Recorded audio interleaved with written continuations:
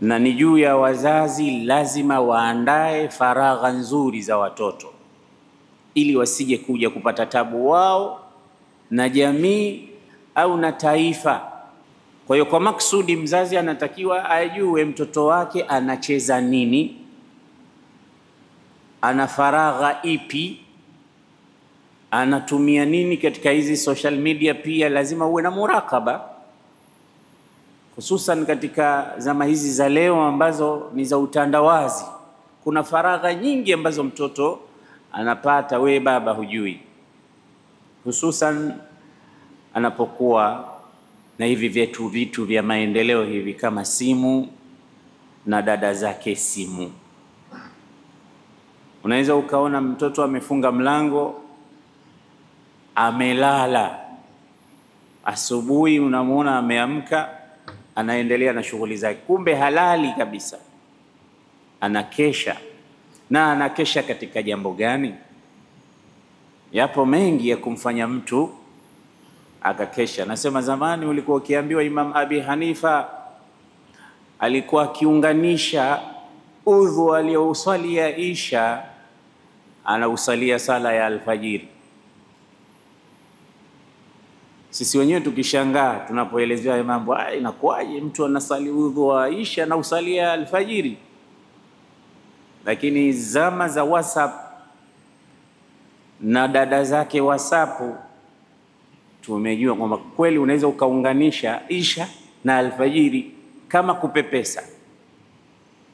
Unaweza ukainamia mitandao usiku kuanzia saa 2 usiku mpaka unaambiwa as-salatu khairun minan naum, afu bado unasema bado sijaimaliza hisa yangu, kile unachoshughulisha nacho hujakimaliza. Unaona imeadhiniwa haraka, mbona kumekucha haraka sana? Wewe unaweza hata ukaunganisha udhu wako wa isha ukasalia nini alfajiri. Vijana ambao wanatumia social media wanaweza wakanielewa. Ni mara ngapi umekesha macho kabisa, huendi kokote, umeinamia simu yako, internet yako, kompyuta yako, unahama kutoka katika hili unakwenda kwenye jambo lingine. Kwa hiyo ni vizuri wazee wakawa wanayajua haya, kwa sababu hapo katika mitandao wengi pia huwa wanapotoka, hususan watoto, kwa sababu watoto ndio watoto. Vijana bado hawajakomaa kiakili, wanaona mambo ambayo si saizi yao kuyaona, wanavurugwa, akili inachanganywa na vitu vingi ambavyo watu wanaviona kwenye mitandao. Hususan watoto huwa wanapenda kufanya majaribio. Ameona mtu anavuta shisha, akipata wenzake wanajua shisha, anambia na mimi nijaribu kidogo. Akiona vitu aina fulani ambavyo yeye hajawahi kuviona vinamuathir, na binadamu anakuwa na ghariza, matamanio. Kwa hiyo anatokea mambo mengi ambayo mtu anajifunza kupitia katika mitandao.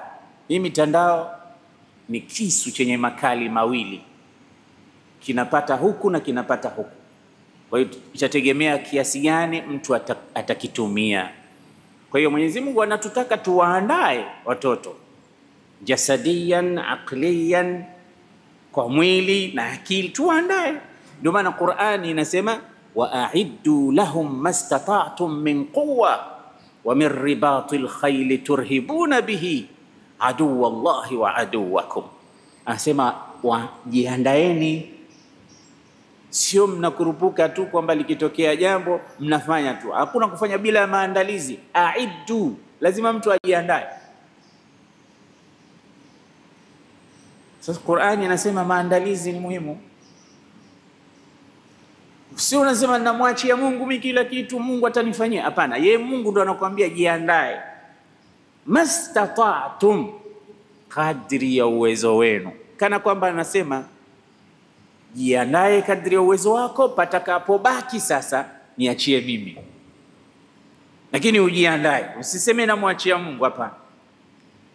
jiandae kwa kadri ya uwezo wako. Ya Rab, huu uwezo wangu nimejiandaa mpaka hapa, sina zaidi ya palipobaki na kuachia wewe. Ndio Allah, wa a'iddu lahum, hao wanaotaka kumaliza dini ya Mungu na kummaliza mtume wenu na kukutoeni katika nchi yenu na kufanya mambo ambayo yatakuja na madhara kwenu, a'iddu lahum, na nyinyi andaeni, mujiandae kwa ajili yao. Mastata'tum min quwwa, kwa kadri ya uwezo wenu katika jambo la kuwa na nguvu. Ziko wapi nguvu? Zitafutwe. Ndio maana mtume anasema alipofika katika nchi ya Maka, watu wa Maka wakawa wanasema waacheni waingie hapa. Wenyewe walikuwa hawashibi, hawana nguvu, wamekonda kwa sababu ya homa, ni madhaifu. Mtume akazisikia hizi habari za masimango kutoka kwa makafiri. Makafiri wanasema tutawaona, wameenda zao Madina, wamepigwa na malaria, wamepigwa na njaa, ni watu hafifu, waacheni waje tuwaone. Mtume akasema rahimallahu mra'an arahum al-yawma min nafsihi quwwa, Mwenyezi Mungu atamrehemu mtu ambaye atawaonyesha hawa leo kwamba sisi tuna nguvu, hatujakonda, hatujadhoofishwa na maradhi, wala umaskini haujatuathiri, bado tuko physically fit. Waonyesheni kama mko sawa, hamuumwi, mna nguvu. Na mtu atakayewaonyesha kwamba wana nguvu, Mungu atamrehemu. Ndio maana Waislamu wakaingia Maka kufanya umra, ile tawaf al-qudum, wakaachia mabega yao ya kulia. Unavaa zile shuka mbili, sio? Bega la kulia unaliacha wazi, unafunika bega la kushoto, alafu unakwenda mwendo wa jogging, ile tawaf. Kwa hiyo mnasema sisi tumejaa maradhi, tuna pele katika mili yetu. Asema waonyesheni, angalieni misuli yetu namna ilivyo. Alafu mnasema sisi tunaumwa, mwenye kuumwa anatembea kwa mwendo wa jogging katika kufanya tawaf. Mizunguko mitatu ya mwanzo watu wakawa wanakimbia dhikri, wanasema labbaik allahumma labbaik labbaik la sharika, huku mtu anakimbia. Wenyewe walipowaona wakashangaa, hawa ndo wanaumwa hawa? Tumepata habari kwamba wanaumwa hawa, ni madhaifu hawa, ni wanyonge. Kwa hali hii wanaumwa hawa? Hawa hawaumwi bwana, angalia wanavyokimbia. Waonyesheni nguvu. Wakaonyesha kwamba sisi tuna nguvu. Na moja katika athari zilizopokewa, baadhi ya ulama wanasema ni athari ya Umar ibn al-Khattab, nasema alimu auladakum rimayata wasibahata, wafundisheni watoto wenu namna ya kuachia mikuki, yani kulenga shabaha. Wasibahata, wafundisheni watoto wenu namna ya kuogelea. Watu wanaweza wakafikiria haya mambo ni mambo ya kizungu, sijui mambo ya kimagharibi. Angalia, yanazungumzwa katika athari zetu za wema waliotangulia. Wafundisheni watoto namna ya kuoga, hususan nyinyi watu wa pwani, nyinyi watu wa visiwani. Pwani ni jirani yako, lakini ukidondoshwa kama nanga unakwenda mpaka chini. Ukirudi inna lillahi wa inna ilayhi raji'un. At least watu wa pwani wao wanajua kuogelea. Mirza, mbona umebadilisha kipembe leo? Unajua kuogelea? Wangapi katika sisi tunajua kuogelea? Ni muhimu watoto wa Kiislamu, watoto wa pwani, watoto wetu wao wanajua kuogelea. Kuachia mikuki, unaweza ukasema mbona hii ni mambo ya kizamani. Hata leo inatumika katika kuwinda, kusaka. hata katika mambo ya michezo. Hujawahi kuona katika michezo ya Olympic na vitu vinginevyo wanafanya zile shabaha kulenga, na hata zipo bunduki za shabaha na vitu kama hivi. Uwe ukakamavu, mtu awe anajua ukitokea jambo lolote linahusiana na mambo ya shabaha anajua. Kwani wewe huendi katika jeshi, huendi katika polisi, huendi katika kuitumikia nchi yako, kunahitajia kule walenga shabaha, kunahitajia kule mashapshuta. Hivi vitu ni vitu ambavyo vimezungumzwa, lakini haviji hivi kama kuvuma upepo, vinaandaliwa. So wazee wanatakiwa waandae watoto wao. Kama wewe unaenda baharini, chukue mtoto wako mdogo. Mimi wanaona wazungu wanakichukua kitoto miaka miwili na kitupa kwenye swimming pool na kinaogelea. Sisi tunabaki tunashangaa, kitoto kidogo kinaogelea. Mimi babu zima ni kwa nini? Kuna umuhimu wake. Mwili huu unataka ukakamavu. Jogging, walking, kuenda mbio, kuruka viunzi, kurusha mikuki, musaraa, wrestling. Vyote vitu ambavyo unatakiwa uvijue. Akija mtu hapa anamnyanyasa imamu wako, unamtupa mieleka, unampiga ngwara nangu, unamtetea. Vitu hivi vinatakiwa. Lakini unapokaa utumii mwili wako kwa jambo lolote, wewe ni starehe, ni uraibu, ni kusengenya watu vibarazani, huna moja unalolifanya la maana kwa ajili hata ya mwili wako, basi hizi swala hizi mnazoziona, hii kwenda na kurudi, hii ni moja, mbali na ibada, ni exercise ya hali ya juu. Hii swala unatoka asubuhi alfajiri unaenda zako msikiti, na wengine msikiti uko mbali kidogo, inabidi walking. Ile walking peke yake, mbali na ibada, unakwenda kwenye ibada, ile ni exercise ya hali ya juu. Alafu angalia hizi activity za kunyanyuka, kurukuu, kusujudu, zote hizi ni activity za nashatat za kufanya mwili kuwa vizuri.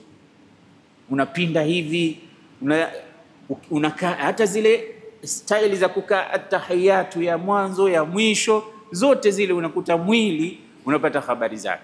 Sasa hii ni maana ya zile faragha zinajazwa kwa kitu cha manufaa. Niambie, mbali na nadhafa inayopatikana, mbali na ule usafi, weke kila swala unatawadha, uso unautawadha, mwili kila wakati unagusa maji, usafi wa hali ya juu Muislamu.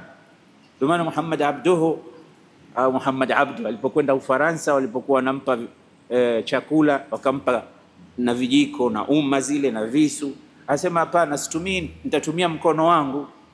Kauliza kwa nini? Akamwambia mkono wangu ni msafi. Akamwambia hizi ni safi, ni mpya, wala hazijatumiwa, au tunazikosha hizi? Naweza mnazikosha mara ngapi? Tunazikosha mara moja, tunampa mtu. Hiyo anamwambia mimi mkono wangu na ukosha mara 5 kwa siku. Aghsiluha fil yawmi 5 marrat fahiya andhafu min hadhihi alashwak.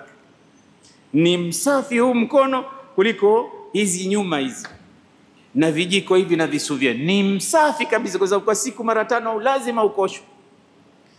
Mbali na kukoga, mbali na sunna, mbali na udhu wa sunna, kunakuta Muislamu ni mtu wa nadhafa, ni mtu wa ukakamavu, kwenda na kurudi. Hizi swala na ibada nyinginezo zote, kama hiyo ibada ya hija ndo kabisa moja katika hikma za hija, unaufundisha mwili ukakamavu. Na wallahi alazim, katika miaka yote mimi ninayokwenda hija, hakuna wakati ambao najiona mwepesi kama ule wakati ambao nimerudi kutoka hija. Na yote ni kwa sababu ya ile kwenda kurudi. Unakwenda unatembea kilomita 3 kila siku, 7, 10 bila wewe mwenyewe kujua. Ukienda Mina na Arafat na Muzdalifa ndo kabisa. Basi hivi ni vitu ambavyo wewe unaviona ni ibada, lakini ndani yake pia kuna mazoezi ya viungo, kuna vitu vya kufanya ukakamavu na mwili kupata faida, mbalimbali. Kwa hiyo istidadi ya watoto kuandaliwa mazingira, hii kuamrisha kwenda kuswali peke yake ni kukijaza kile kikombe ambacho kingejaa upepo kama hutotumisha vizuri na kukijaza vitu vya maana. Alkhiltatu alfasidatu wa rifaqu su. Leo tuje tuzungumze uchanganyikaji mbovu wenye kufisidi na marafiki wabaya.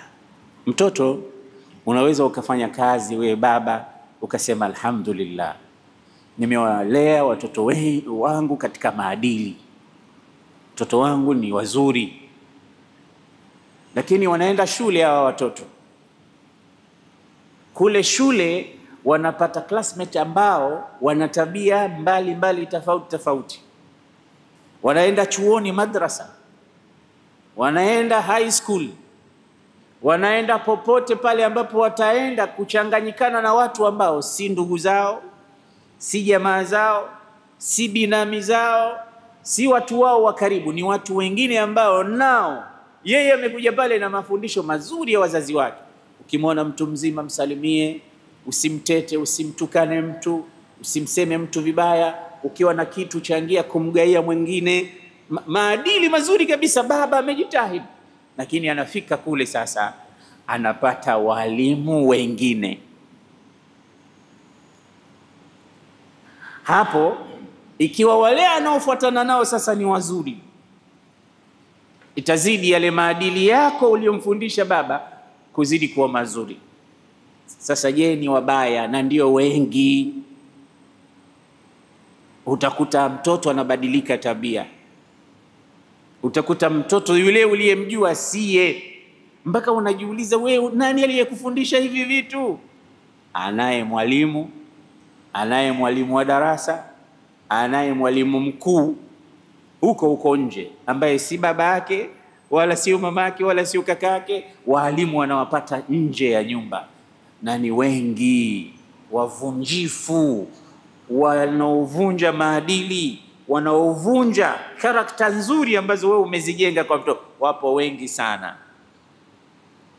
Anasema ingelikuwa nyuma ya kila mwenye kujenga yuko mvunjaji mmoja tu, la kafa, ingetosha kwamba anafanya uharibifu mkubwa. Na unajenga kozi zako 10, alafu anakuja mvunjaji mmoja tu anazivunja tena kwa usahali sana. Wewe ulikuwa pale unapima maji, sijui na kabiro, sijui nani, unapima zote hizi. Yeye atakuja pale na nyundo tu apige moja tu zidondoke. Nasema ingelikuwa nyuma ya kila mjengaji yuko mvunjaji mmoja, ingetosha kuharibu. Sikwambii nyuma ya kila mjengaji wako wabomoaji 1000. Wabomoaji ni wengi kuliko wajengaji. Umepata tabu kujenga, wanakuja watu wanabomoa kiulaini kabisa. Ndo mwingine akasema abni rijala wa ghairi yabni alqura, mimi kazi yangu ni kujenga watu, lakini mwenzangu kazi yake ni kujenga majumba na kujenga miji. Washattana baina quran wa rijal, nani mwenye kazi ngumu kati ya mtu mwenye kujenga nyumba na mtu mwenye kujenga mtu? Nani ana kibarua kigumu? Mtu kumjenga mtu mpaka akaelekea, akawa na maadili, akawa mtu mwenye manufaa, watu wakafaida naye, akhlaq zake zikawa nzuri, ni ngumu sana. Sasa hii ndio ilikuwa kazi ya mitume. Wewe unafikiri mtu amwache mkewe amemwoa jana, usikie haya ila aljihad, atoke aende na yeye kupigana vita, amwache mke wake mpya? Ungesema wa zamani ameshamaliza miaka, kisha mchoka. Ndo kwanza, na nyinyi mabwana harusi mnajua ikiwa ndio kwanza ndoa inakuwaje. Hata kutoka hutoki uko kule, lakini ndio kwanza mtu na anatoka kwa sababu anajua mafundisho ya mtume ni nini. Kwa hiyo kile unachofundishwa kile na mzazi wako, wewe mtoto, kihifadhi na usikubali mtu mwingine akaja akabadilisha. ulikuwa mzuri wa maneno, usiwe mbaya wa maneno. Kazi yako kutukana ovyo, kwa sababu kule utakwenda kukuta watu wanatukana we, na mtoto sasa naye anazoea. Akifika nyumbani anaweza akamtukana mdogo wake, na wengine maskini huwa wanatukana hata pia hawajui kama yale ni matusi. Kuna watoto wengine na kwa hiyo unamsikia akasema neno hii, unamuuliza hiyo ulosema ni nini maana yake? Sasa nimemsikia Muhamedi, nimemsikia Ali, nimemsikia Fatuma, nimemsikia Mariamu kule shule anasema hivyo, kasema hivyo. Anaona kama mtu akihamaki ile ni maneno tu katika maneno ya kuonyesha mtu express hasira zake, kumbe ni matusi makubwa. Hayayasikia pale nyumbani, kayasikia wapi? Sasa kule anazoa vitu vyote, zile takataka analeta nyumbani. Hususan mtoto anapokuwa akili yake kidogo bado sio mwenye kuchanganua mambo, ni yule wa kuburuzwa, ni yule mtu wa kufuata mkumbo. Kuna watoto wengine wasema no, msichezi tena na wewe. Kwa nini? Unatukana, una vitendo vibaya, una vitendo vichafu, una tabia mbaya, na anaweza kuja nyumbani akashtaki. Vitu vinatokea. Huyu dhamiri yake iko very strong. Mafunzo aliyofundishwa na baba yake na mama yake, hata huyu atafaulu. Na kuna wengine wanatekwa, wanapelekeshwa tu, tena wanawaonesha wale wahuni kwamba ile ndio ujana dume. Niliwahi kuambia hapa siku moja katika darasa kwamba sisi tulisoma katika shule za boarding, madrasa za boarding, na kule boarding kuna mambo mengi, na ndo hayo tulipokuwa vijana. Sasa darasani kulikuwa na baadhi ya wanafunzi wenzetu, macho yako yakiwa kama haya yangu, hayana rangi nyekundu, sema wewe mwanamume gani wewe? Mwanamume unatakiwa macho yako yawe red. Sasa nifanye nini? Vuta bangi, utaona siku moja utakavyokuwa mtu barabara. Sasa maskini wewe ukubali kwamba macho yako kama ya mwanamke tu bwana. Ukubali unataka na wewe macho yako yawe rangi nyekundu kwamba uonekane kweli wewe ni mwanamume. Hakuna mtu hapa atataka kuonekana mwanamke. Bangi mpaka madrasa zinapatikana kwa sababu ya urafiki mbaya. Kwa bahati mbaya shule madrasa yetu ilikuwa wanakuja wa nje, tunasoma nao, na wale wa kulala pale pale wapo. Tuna marafiki nje, watu aina mbalimbali, watu wakiruka ukuta kwenda sinema, kwenda disco,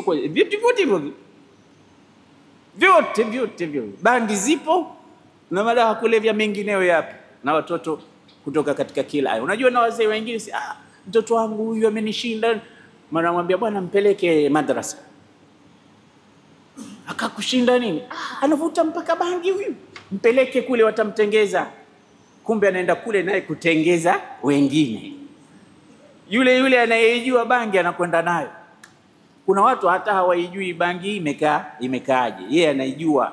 Akiona tu mche wake, watu wanasema mboga, sio mboga hii, sio mchicha hii, bangi. Anaijua vizuri. Basi anaisokota, anaivuta, anakupa na wewe, kwa sababu hutaki kuonekana macho yako meupe na wewe unapiga bangi. Alafu ndio inakuwa inaanza mwanzo. Sasa na kuna wahuni wengine mpaka wanaitungia mashairi. Mimi niliwahi kusikia mashairi ya kuisifu bangi. Anasema albanju wal hashishu sawa. Sema bangi na hashishi yani nyasi au madawa yale ya mitishamba. Anasema albanju wal hashishu sawa. Bangi na hashishi ni kitu kimoja tu. Kisha sema fil batni dawa, ni dawa ya tumbo. Haya, ulisikia lini bangi ni dawa ya tumbo? Sema indama al-ainu la tara sawa, wakati macho hayaoni vizuri yaketumia bangi. Sasa unaona mpaka watu wanaisifia bangi, na mpaka leo vijana wetu wanavurugwa siku ya harusi, wengine wanavuta bangi. Ambia bwana usije ukatuangusha. Mimi siku ya harusi yangu bwana nilipiga bangi moja nzuri. Nilipofika kule bwana mimi sina haya kabisa. Eti usipokuwa na haya ndo unakwenda kufanya mambo yako vizuri. Na kama tungekuwa tunaweza tukafanya sensa hapa tukawauliza watu wasiseme uongo, ni Ramadhani na Mungu anakuona na uko msikitini, sema kweli, hujavuta bangi wewe siku ya harusi? Utakuta ipo percentage ya vijana mtu amepiga bangi. Sasa haitokuacha ile, kwa sababu uraibu ndio uraibu. Tapiga siku ya harusi, kiona mambo kidogo mengine unarudia mpaka inakuwa hook. Umeshaathirika na kama vile sigareti ambazo zinawaathiri watu, mirungi na vitu vingine vyote, wanaanza kidogo kidogo, na wengi huwa wanafundishwa na rafiki zao. Ndio maana wazazi wanatakiwa wawe aware marafiki za watoto wao ni akina nani. Mtume sallallahu alayhi wasallam anasema katika hadithi ya Abu Musa al-Ash'ari, hadith sahih, anasema mathalul jalisi salih wa jalisi su kahamil al-misk, mfano wa rafiki mzuri na mfano wa rafiki mbaya ni kama muuza uturi, hamil al-misk, yani aliyebeba manukato, wa nafikh al-kir, na mfano wa adui wa rafiki mbaya ni kama mfua vyuma mwenye kupuliza kwa ajili ya kutengeza na kutoa kutu vile vyuma vyake. Hawa wasema ni mifano kwa marafiki. Rafiki mzuri ni kama aliyebeba uturi. Mtume anasema imma an yahdhiyaka au tabta'u minhu au tajidu minhu raiha au rihan tayyiba. Rafiki mzuri ni kama muuza uturi. Muuza uturi kuna mambo matatu unayapata kutoka kwake. Ima atakugaia, ukiandamana na muuza mafuta, kama atakwambia na wewe chako hiki, japo kitole kile kitola kimoja kidogo nakupa. Au utanunua wewe kutoka kwake, bwana mimi naitaka hii. Tena utakuwa unatumia unanukia. Kama hajakugaia utanunua, lakini kama hujanunua wala hujagaiwa, anasema tanalu minhu rihan tayyibatan, utakuwa wewe unasikia ile harufu nzuri. Kusikia harufu nzuri vile vile ni katika neema, ni mambo yapendezayo. Hakukupa, hukununua, lakini unasikia kunanukia, sio kunanuka, unafarijika, moyo unafurahi, nasikia harufu nzuri. Huyo ndo rafiki gani? Mwema. Lakini rafiki mbaya kanafikh al-kir, imma an yuhriqa nafsa thiyabak, fi riwaya yuhriqa baitak. Rafiki mbaya ni kama mfua vyuma, ima akuunguzie nguo kwa moto ule kakupuliza au nyumba yako, wa imma an tanala minhu, au uipate kutoka kwako rihan muntinatan, ile harufu mbovu ya moshi na zile kutu kutolewa na vyuma, kunanuka pale. Kwa hiyo kama hukuunguzwa nguo yako utasikia harufu mbaya. Sasa huyu ndo rafiki mbaya. Kwa hiyo mtoto wako kama ana rafiki mzuri, ataambukizwa uturi, atapewa uturi, atanunua uturi. Mbona siku hizi yuko hivi, akipita mtu anamsalimia, akimwona mtu mzima anamsaidia mzigo, ni mnyenyekevu, ni mwenye huruma kwa wadogo zake. Unaweza ukashangaa wewe hukumfundisha yote haya vipi? Kumbe kuna wenzake ambao hawakubali kumwona mtu mzima bila kumkimbilia kumpokea mzigo, au mambo ambayo leo hayapo kabisa katika jamii yetu. Wewe ukimpata mtoto leo anamwamkia mtu mzima bure tu, na ukimwona ameng'ang'ania kuamkia anataka kuomba hela. Kizamani wanakuamkia, akirudi nyumbani mtoto anawaamkia kwanza wazee wake. Leo mtoto anaamka nyumbani kwao, haamkii baba wala mama. atakuja kukuamkia wewe barabarani, na baba wala hujali. Katika madrasa kulikuwa kuna somo tulifundishwa tulipokuwa wadogo kama hawa, linaitwa akhlaq, adabul walidain, adabu za wazee pale nyumbani. Kuna adabu maalum uishi nao vipi wale, mpaka anakuambia alla tandhura ilaihima shazara, yani usiwatizame wazazi wako kwa macho ya madharau. Mpaka kumtizama baba na mama anakufundisha, usimkazie babako macho, kwa sababu haya macho haya yana message. Unaweza ukamtizama mtu ukaona huyu amenitizama kwa jicho la upendo, kwa jicho la huruma, kwa jicho la yani kama kunitanabahisha kwamba anafanya kitu kibaya. Jicho hilo lina kila aina ya sign. Wa in yakadu alladhina kafaru la yuzliqunaka bi absarihim lamma sami'u dhikra. Allah anasema walikaribia kukudondosha hao makafiri kwa macho yao, namna wanavyokutizama. Sasa kutizama pia wewe pale nyumbani kwako, achilia mbali kusema. Ndio Allah akasema wa qadha rabbuka alla ta'budu illa iyyahu wa bil walidayni ihsana imma yablughanna 'indaka al-kibar ahaduhuma aw kilahuma fala taqul lahumā uffin wa la tanharhumā وقل لهما قولا كريما واخفض لهما جناح الذل من الرحمة وقل رب ارحمهما كما ربياني صغيرا. Aya hizi zinakutosha wewe kujua wazazi wako uishi nao vipi. Anasema hata lile neno ambalo halina maana usithubutu kulitoa mbele ya baba au mama. Sasa wanaweza wakawa wamekulea vizuri hawa, lakini marafiki wakakubovua. Mtume anasema almar'u ala dini khalilihi, mtu huwa anaipokea akhlaqi na mwendo na dini ya rafiki yake. Wale marafiki wana tabia ya kuambukizana. Anasema as-sahibu sahib, sahib sahib. Sahib ni sahiba, rafiki. Sahib maana yake ni kuvuta. Kwa hiyo sahibu sahib, yani rafiki ana tabia ya kumvuta rafiki yake katika lile ambalo analo yeye. Sio kama tunaelewana?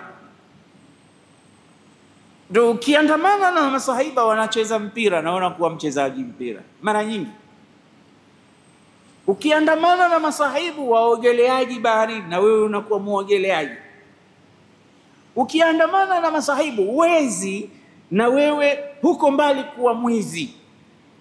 Ukiandamana na masahibu wanaopenda kuendesha mabaskeli, magari na vitu vya na wewe yani uko katika dini ya rafiki yako, uko katika mwendo wa rafiki yako.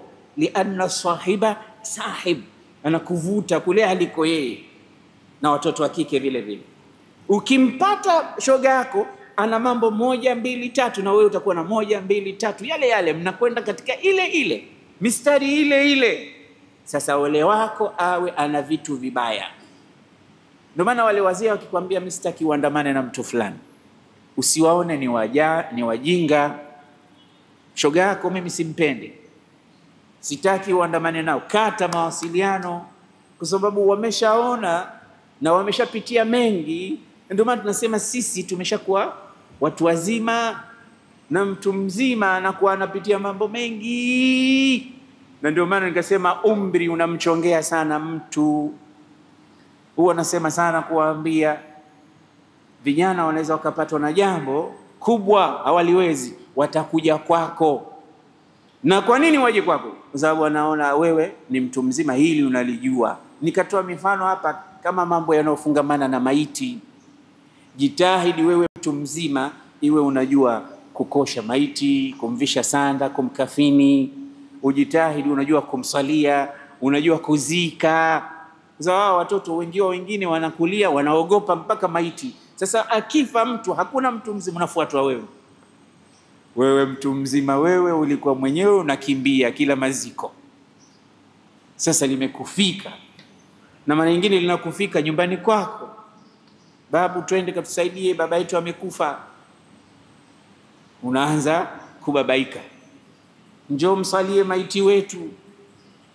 Kiangalia unaonekana unasujudu badala ya nini, unamwambia nini, unasema baba yenu alikuwa mtu mkubwa ndio maana sala yake imebadilika. Vyote hivi kwa sababu hukujifundisha kutokea ulivyokuwa kijana. Kwa umri wako unawafanya watu wakutegemee katika mambo. Moja ni kwamba wewe una experience.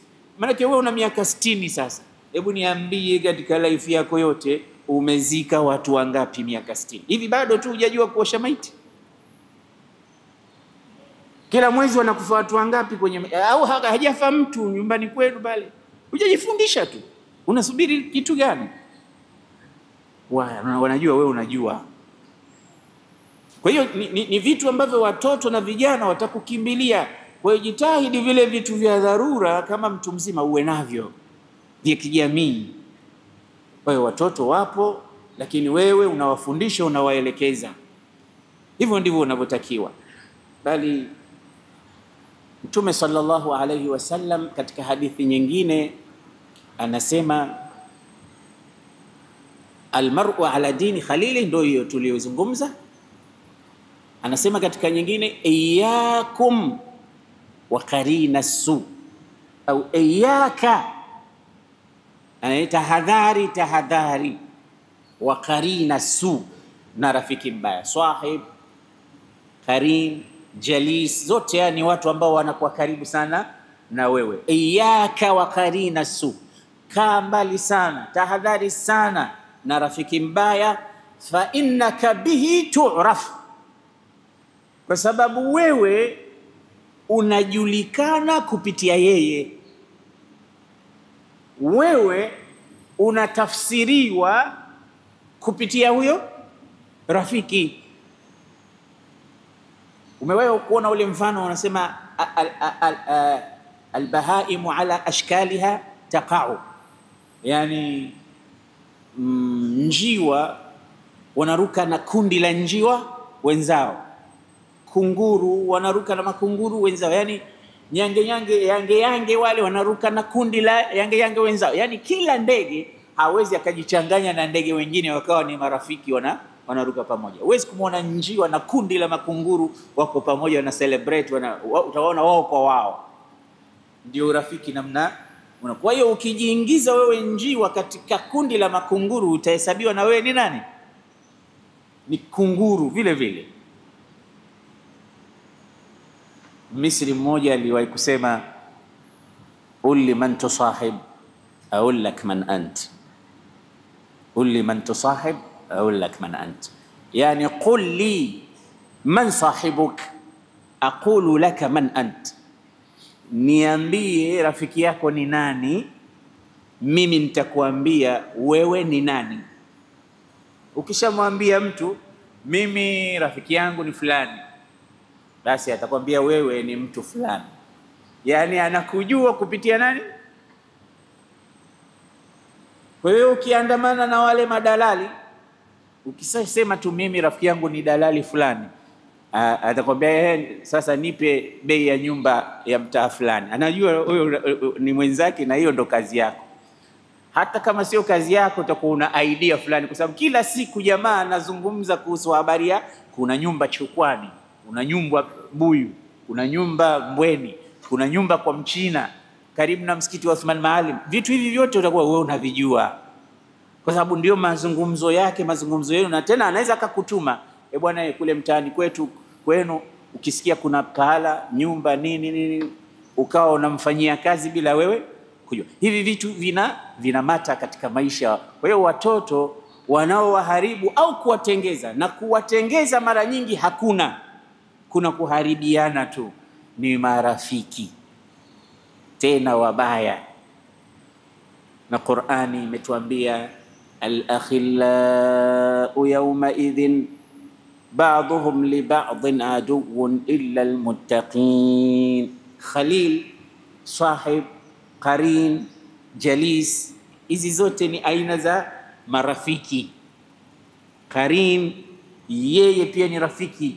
Khalil ni rafiki wa ndani, rafiki yule wa ndani kabisa. Sasa anasema marafiki siku ya Kiyama watakuwa maadui. Al-akhillau yawma idhin ba'dhuhum li ba'dhin aduwwun, marafiki watakuwa maadui wao kwa wao siku ya Kiyama. Huyo rafiki yako uliokuwa naye siku ya Kiyama mtakuwa maadui. Kwa nini? Kwa sababu ya yale ambayo utakwenda kuyakuta katika daftari lako. Mwanzo mtu wa kwanza kunivutisha bangi ulikuwa wewe. Mwanzo mtu wa kwanza kuniuza kwa wanawake na wanaume na kufanya mambo maasi na machafu mbalimbali, kuibia watu, kukamata watu, kuwa pickpocket, kuwachomolea watu, kuwapiga kabari watu, ulikuwa wewe. Yani unakuwa ni mwalimu katika mambo mengi ambayo mtu atakwenda kuyaona siku ya Kiyama yamejaa katika daftari lake. Na Allah anakuambia wa kullu insanin alzamnahu ta'irahu fi unuqi wa nukhriju lahu yawma alqiyamati kitaban yalqahu manshura iqra kitabak kafa binafsika alyawma alayka hasiba man ihtada fa innama yahtadi li nafsihi ومن ضل فإنما يضل عليها ولا تزر وازرة وزر أخرى وما كنا معذبين حتى نبعث رسولا. كل إنسان, kila mwanadamu siku hiyo yale matendo yake yote ambayo anayafanya hapa duniani, alzamnahu ta'irahu fi unuqihi wa nukhriju lahu yawma alqiyamati kitaba. Kama umefungwa nayo kama chain kidani, yapo hapa unayokwenda nayo, utafunguliwa, mwambie haya soma, jisomee kitabu chako.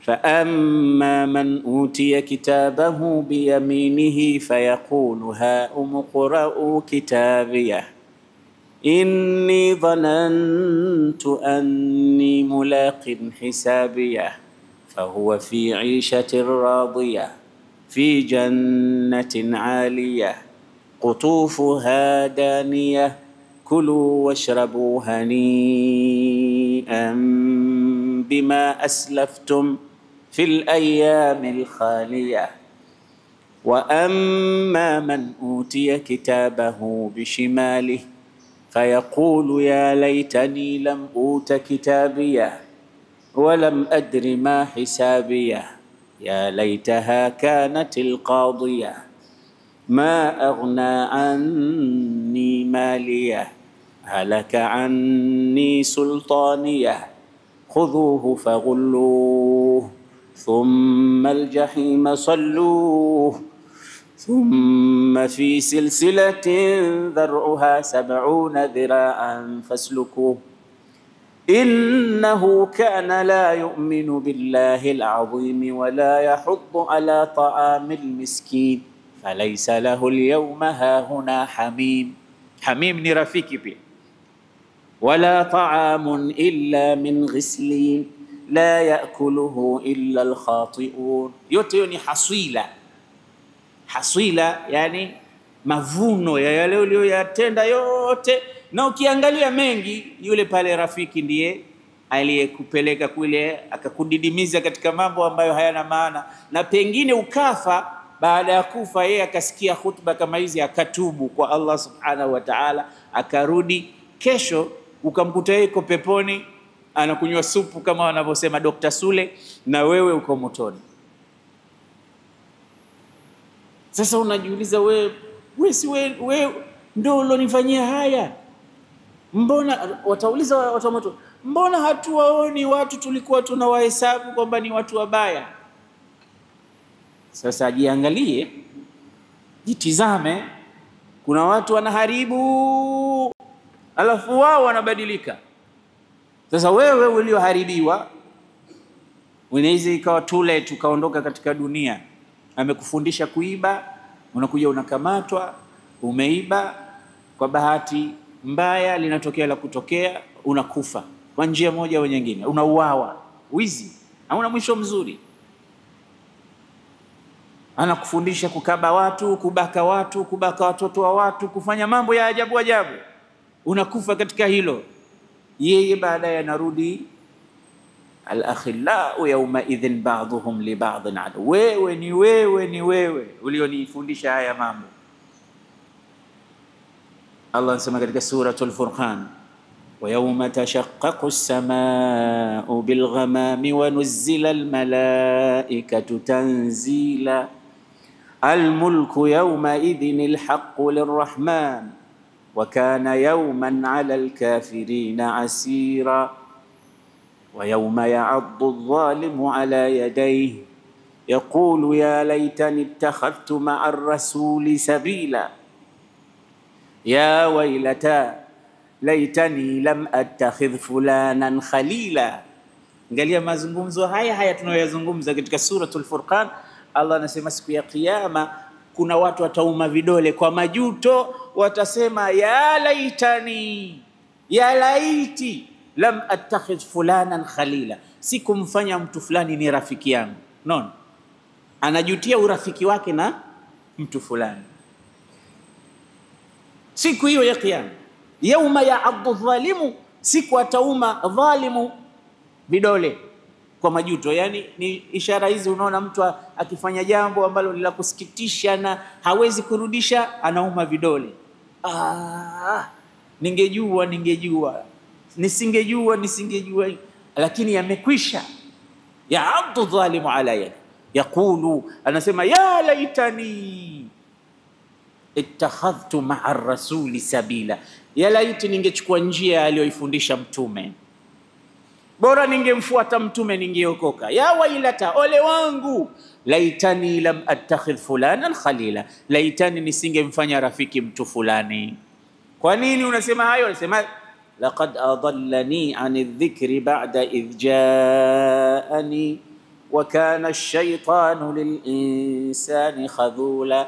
Adallani, amenipoteza. Huku kupotea huku kote ni yeye, kazi hii ameifanya yeye. Ni wangapi tumepotezwa na marafiki zetu? Ni wasichana wangapi wamepotezwa na marafiki? Tena huko vyuoni na mashuleni kuna hatari. Yani hajasalimika hata kwenye vyuo vya Qur'an mtu, japokuwa ile nisba ya ufisadi inakuwa ndogo kuliko katika vile vyuo vingine tunavyovisikia. Nilienda ziara katika nchi fulani,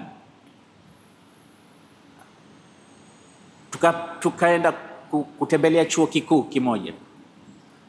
Basi wale wanafunzi wa pale wanasema hapa kumuona mtoto wa kike na mtoto wa kiume wanaishi kama mume na mke hapa kwenye hizi mabweni haya ni kitu cha kawaida mno. Tena mtoto wetu wa Kiislamu anakaa na mtu ambaye tofauti na imani na dini na yeye, ndo mke wake. Akienda kule chuoni, yani anampikia, anamfulia, yani ana nyumba yake. Nywele zilinisimama za mwili mzima. Anasema ni hicho ni kitu cha kawaida sana mno. Sikwambii katika vyuo vinginevyo hivi vitu vipo. Kwa hiyo wewe unajua mtoto wako ameenda kusoma, kumbe ni mwanamke wa mtu. Wewe unajua mtoto wako ameenda kutafuta elimu, akija apate kazi au fanyeje, akipata mimba anatoa, akipata uzito, mambo mengi yanatokea kwa sababu ya marafiki na watu wale unaosuhubiana naye. Ni vitu wanasema hiyo ni vitu vya kawaida. Tena wewe ukishangaa, watu wanakushangaa wewe unatoka wapi wewe? Wewe hujui kama haya mambo hapa kila mtu ana mwanamke wake. Yani wanaishi kama wanandoa. Ni kitu cha kawaida. Cha kuumiza zaidi, itikadi na akida na dini na vitu kama, yani ni vitu vinavyoripua moyo ukivisikia wewe mzazi. Na kuna mengi ambayo mimi labda siyajui, wengine wanayajua, yanapatikana tu katika sehemu kama hizo: kazi, chuoni, vyuoni, vyuo vikuu, mashuleni, mashule ya bweni, boarding school. Marafiki unaopata kule watoto ni kitu kikubwa mno. Mara nyingine tufikirie sana, kweli elimu tunaitaka, kweli tunataka watoto wetu wasome chuo kikuu, kweli tunataka hivi, lakini lazima kwanza tupige hesabu ya dini yake mtu kabla ya dunia yake.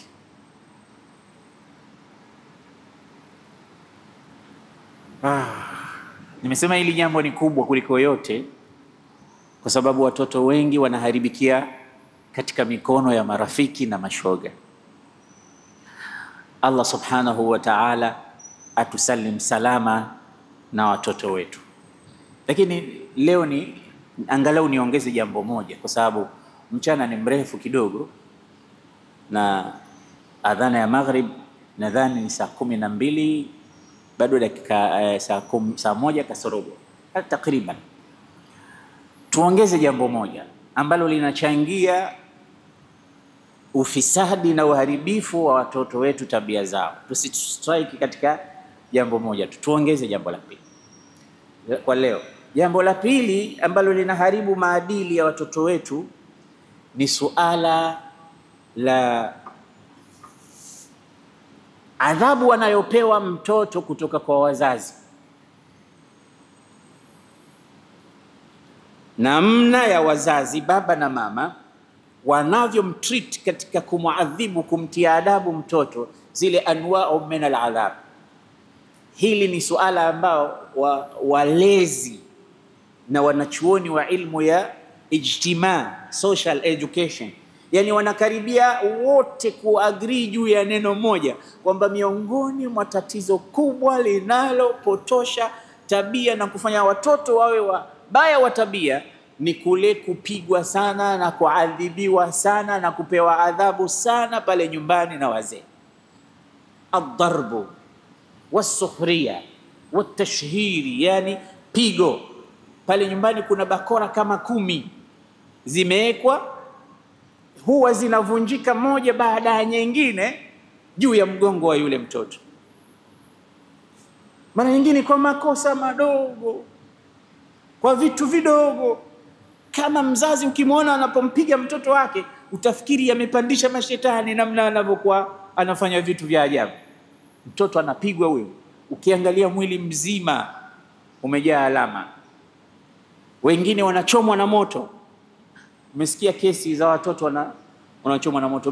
Mtoto kaiba shilingi 500 nyumbani au 200, anamfunga pamoja na makaratasi kwenye mikono, alafu anawasha yale makaratasi, mtoto anaungua mikono, anasema namtia adabu asiibe tena. Mtoto kafanya kitu chochote cha makosa nyumbani, anachukuliwa, anafungwa kichwa chini miguu juu. Yani pale kuna adhabu kuliko prison. Nyumbani pale ni jela. Sasa sio tu kupigwa, kuchapwa, sio tu hivyo, na kuna kutukanwa. Baba utakapomsikia anamtukana mtoto wake pale, matusi ambayo hujawahi kusikia wewe, utasikia anatukanwa mtoto. Sio tu kutukanwa, na maneno sasa yale ya kejeli. Muangalie huyu ng'ombe, liangalie ili dubu, liangalie vitu kama hivyo, yani mbuzi wewe, mbwa wewe, yale maneno ya ovyo na majina. Hakuna jina pale nyumbani isipokuwa mtoto kishapewa katika majina mabaya. Haini, hakuna siku ambayo atasalimika. Akisalimika na fimbo na bakora, hasalimiki na matusi. Akisalimika na matusi, hatosalimika na sukhria zile za kumfanya kwamba si chochote si lolote, wewe bora hata nisingekuzaa, bora hata siku ya kuzaa wewe ungekufilia mbali, mtoto gani wewe? Yani hasalimiki kwa njia yoyote. Nasema watoto aina hii huwa inaathiri sana mwelekeo wa tabia zao. Hii kupigwa, kuadhibiwa, tena ashkalan wa alwanan min aladhab. Hii hupelekea hali ya tabia zake zikawa mbaya, sulukiyan akhlaqiyan, huwa mbaya sana. Tena huyu anaweza akawa moja katika magaidi wakubwa, kwa sababu zile aina za sulubu alizozipata pale. Basi hata akija shule huyu, unaweza ukaona huyu mtoto labda akakosea, ni mtia adhabu. Kwa wewe mwalimu ulivyomtia adhabu, na huyu bwana afanyi tena, hata dakika 5 azishi atafanya tena, kwa sababu ulivyompiga wewe na kumchapa wewe ni robo ya kile anachokipata kichapo kule nyumbani. Mimi nilikuwa mwalimu wa shule, nimeona namna gani watoto walivyokuwa wameleleka katika jambo hili. Yani unafika mpaka mwalimu unagonga ukuta kabisa. Lakini ukiangalia mzazi ndo kakuletea wewe upate kumtengeza mtoto, kakuletea wewe umbadilishe, umsaidie. Lakini malezi ya kwanza yanaanzia nyumbani, tena yanaanzia mbali kule tulikozungumza kwamba intiqa wa ikhtiyar zawja. Siku moja Umar ibn Khattab aliletewa kesi, baba kaja kumshtaki mwanawe kwa khalifa Amiri al-Mu'minin, anamjua kwamba Umar ni mkali, mara anakata mtu kichwa. Akaja akamshtaki mwanawe, akamwambia mwanangu kanipiga, baba kapigwa na mtoto. Waya hayajaanza leo, yapo kutokea zamani. Angalia sababu nini? Inna hadha waladi, huyu unayemwona hapa ni mwanangu. Innahu darabani, amenipiga huyu. Mtoto gani anampiga baba? Akamwita mtoto Umar, akamkemea, akamkaripia, akamweleza. Yule mtoto akasema kweli, nakiri nimefanya kosa Amir al-Mu'minin, lakini nauliza swali. Una swali gani? Asema awalaysa lil abna'i huquq, ya Amir al-Mu'minin, sisi watoto kwani hatuna haki kwa wazazi wetu na sisi pia? Kama umenieleza kwamba haki ya baba nimfanyie hivi, nimfanyie hivi, na sisi watoto je, hatuna haki kwa wazee? Akamwambia bala, mna haki zenu. Akamwambia hebu niambie baadhi ya haki zetu sisi kwa wazee nini? Akamwambia miongoni mwa haki zenu watoto, baba an yantaqiya lahu umman, baba akutafutie mama bora, mama mzuri. Alafu usema wa an yuhsina isma, baba akupe jina zuri ukishazaliwa.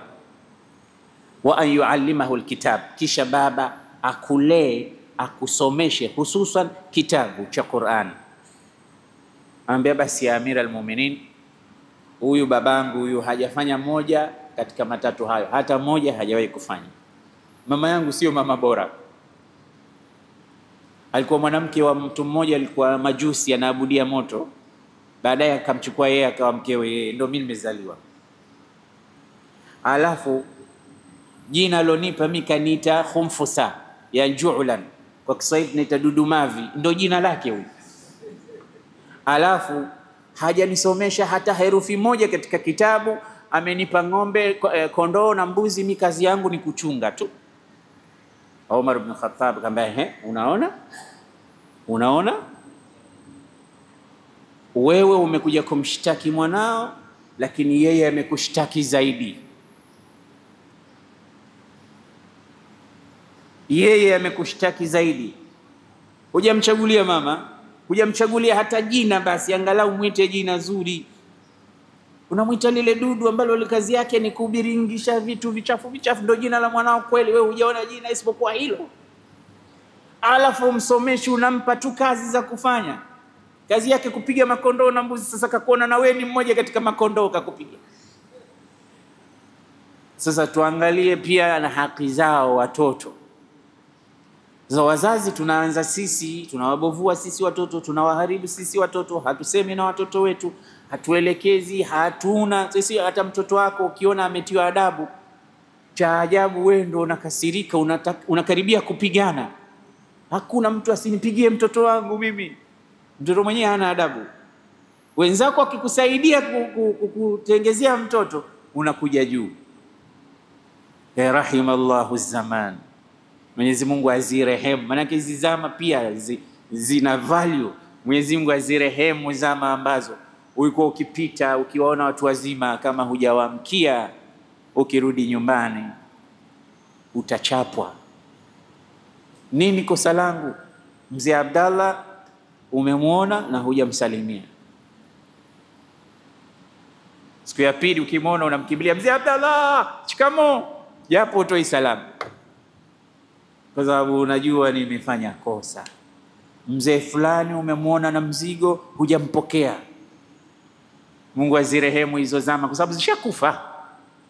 Allahumma ighfir lahu warhamhu wa askinhu fil janna. Hizo zama hizo. Leo watoto hawakuamkii wala hawakusaidii wala hawataki kujua chochote kuhusu. Zamani watu wanalelewa na wazee wa watu.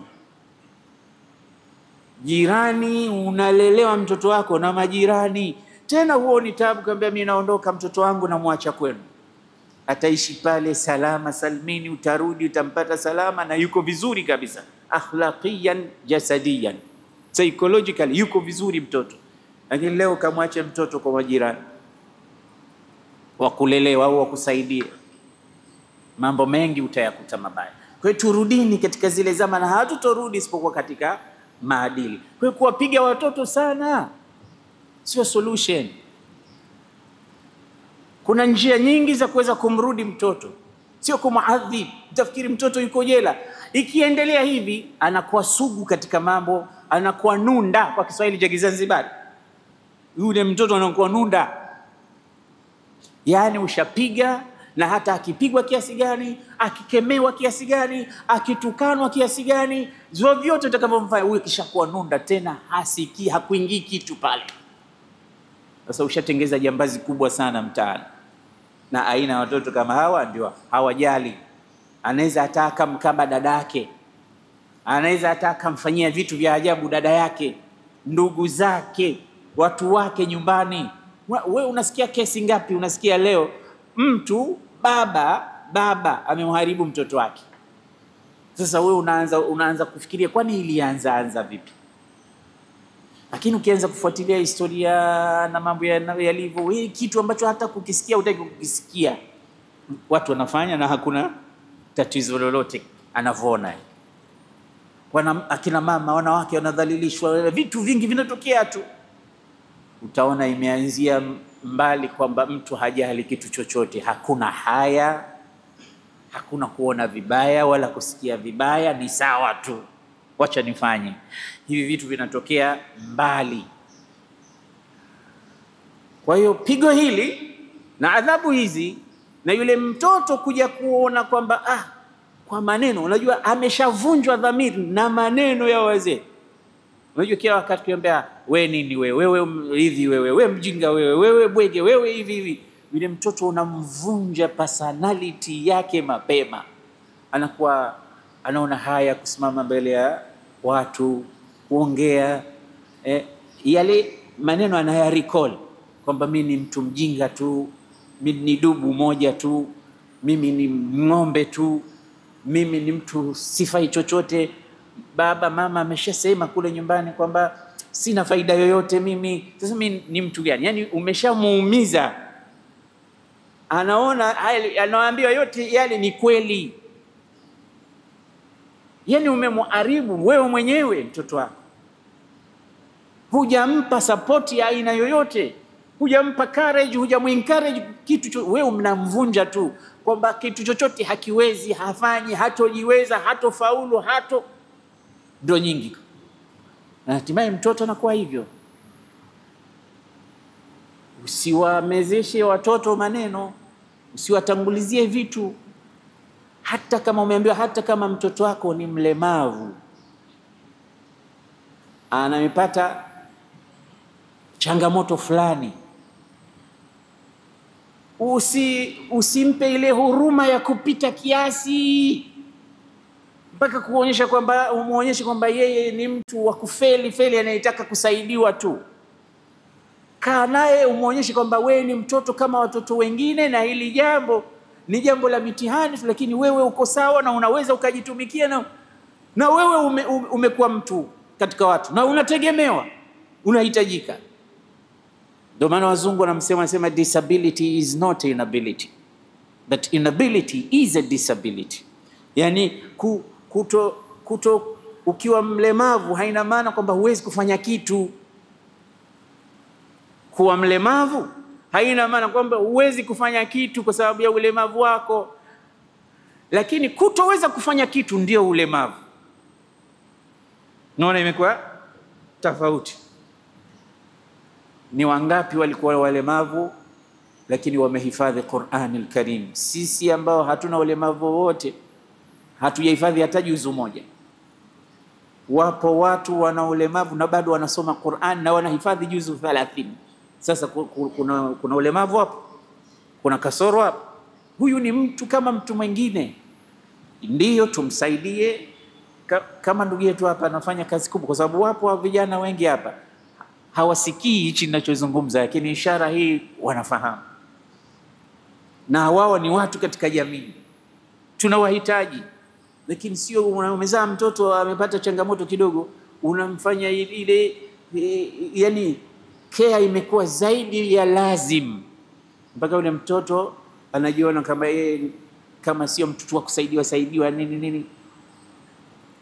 Mwachie nguo saa nyingine ajitahidi avae mwenyewe, usimvishe. Ajitahidi, muonyeshe tu njia, atembee, usimshike mkono mara nyingine, ajitutumue, afanye vitu vingi kama hivyo, yani apate kujua kwamba na yeye ni sawa na yule ambaye ana miguu yake, ana mikono yake, ana macho yake, ana masikio yake. Unampa nguvu, unamjengea uwezo, courage ya kuweza na mimi naweza nikafanya. Na wanafanya mambo mengi. Tufanye hivyo, tusiwapige, tusiwavunje personality zao watoto mapema wakajiona wao si chochote si lolote. Kipigo kama cha jela tuache katika majumba, kinawaharibu watoto kisaikolojia, wanaharibika akhlaqiyan sulukiyan, na jambo hili linaweza likaleta mambo mawili. Mbali na tabia mbaya na chafu, mambo mawili mengine yanaweza yakawa karibu na mtoto huyu: kucommit suicide, kujiua. Kwake yeye inakuwa ni furaha, ni rehema zaidi kuliko kuishi nyumba ile. Anaweza akajiua, akajitupa pahala popote, akajitundika, akajifanyia jambo lolote, lakini kuhakikisha anamaliza maisha ya tabu yale kwa njia hiyo. Ima kama ataona kwamba hii ni njia kwake yeye ni mbaya sana ya kujiua, anaweza kakimbia nyumba, usimuone tena maisha yake yote. Ukawa tu unasema nilikuwa na mtoto lakini sijui sasa hivi yuko wapi. Na ipo mifano mingi. Kuna watoto wameshaondoka majumbani bila ya kuaga mpaka leo, miaka 30, 20 haonekani. Ukichunguliza reason behind ni namna alivyokuwa akilelewa pale nyumbani kwa aina ya malezi kama haya. Turudi, Mwenyezi Mungu inshallah atatufanyia wepesi na tuangalie asbab nyingine. Kesho tutaendelea. Safari hii alhamdulillah tumepata kidogo nafasi, tutaitumia. Kesho tutaendelea na mada hii, ikiwa ni sababu ya ngapi kesho? Ya 7. Naam. Mbona unajua kuna kujibu ile kiujanja hii? Lakini mara nyingi ya ujanja alafu wanapata. Anasema mwalimu aliingia darasani akauliza, ma hiya asimatu Hispania? Aliuliza kwa kiasi, ma hiya asimatu Hispania? Yani ni ipi capital city ya Spain? Mwanafunzi akasema Madrid maana yake sijui kwa Kiarabu. Mwalimu akamwambia asabt, correct, umepata. Madrid yeye alipata, kumbe Madrid. Yeye mwalimu akasema umepata. Ndio mnavojibu nyie kijanja. Semeni ni ngapi leo?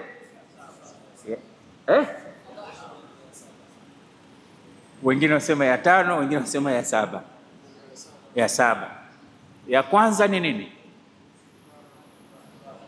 Ya kwanza ufukara. Ya pili mizozo. Ya tatu ya talaka. Ya nne faragha. Ya